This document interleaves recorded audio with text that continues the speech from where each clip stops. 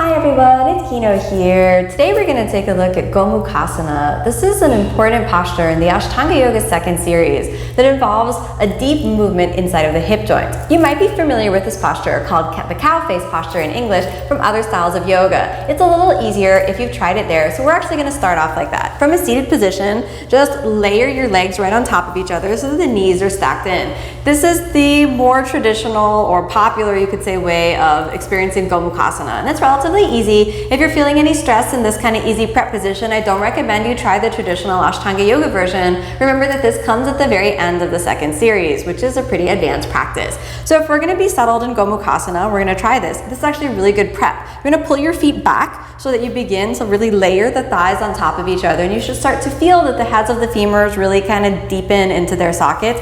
Then suck your low belly in, and to prepare for the deeper version of Gomukhasana, come all the way forward onto your knees. So you kind of pivot all the way down so that the knees are down. Then you have to be conscious of what's going on with the feet. So then the feet need to move together. So they're going to start off wide like this, and then you slowly move the feet together so that the feet layer in towards each other. And this is actually the prepare for the full Gomukhasana. Now what I often find is that my thigh kind of gets stuck, so I need to kind of pick up my thigh and move it all the way over. Then you layer back, squeezing the thighs together so you actually perch a little bit up. And this is the balance part of Gomukhasana, and it begins to activate the flexibility that you've used in the prepare. So squeeze the thighs together and perch yourself up. Avoid tucking the tailbone or arching the back too much, and then find your balance here. This is step one for Gomukhasana. The full position will have interlaced fingers underneath the knees. So keeping the belly sucked in, pivot your pelvis a little forward, be sure to not let the knees or the feet separate,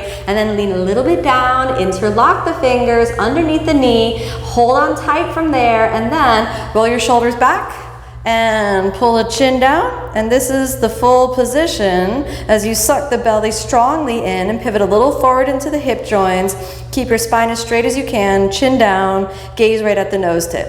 After 5 breaths here, you're going to lean back, and again you want to perch your pelvis right on top of the feet and really keep the feet squeezed together. It's really common that the toes separate and they kind of go out to the side like this. So you want to make sure that through the whole posture your feet are really laced tightly towards each other. Now, for the second portion of Gomukhasana, we're going to open the shoulders. The leg that's on top is the arm that's going to go on top. So take your right arm up and bend it back like this using an external rotation of the right shoulder joint. And I'm going to reach my hands for each other behind the back. So the left shoulder rolls forward as you slide the hands towards each other and interlace the fingers. Then switch your gaze and look up. I want to stay here for a little bit. Try not to dump the neck back, but just gently look up as you really push the chest up and forward. And then gently release. To come out of the posture, you come all the way forward, place the knees down, and you can return to that easy Gomukhasana version. I'll show you the other side.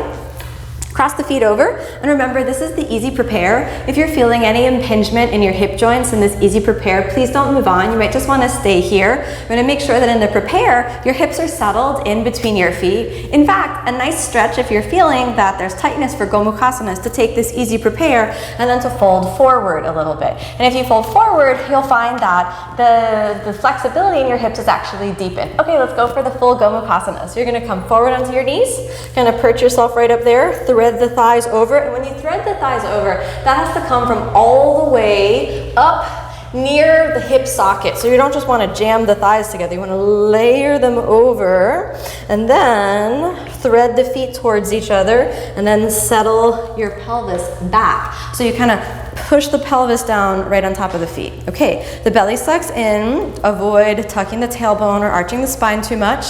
Then find your balance, looking down, layer the hands under and shoulders back. Squeeze the knees together for balance, chin down, gaze right at the nose tip.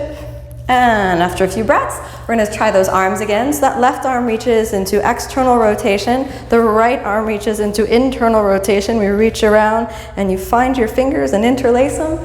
Look up to the ceiling and roll that right shoulder forward, left shoulder back. Staying for a few breaths.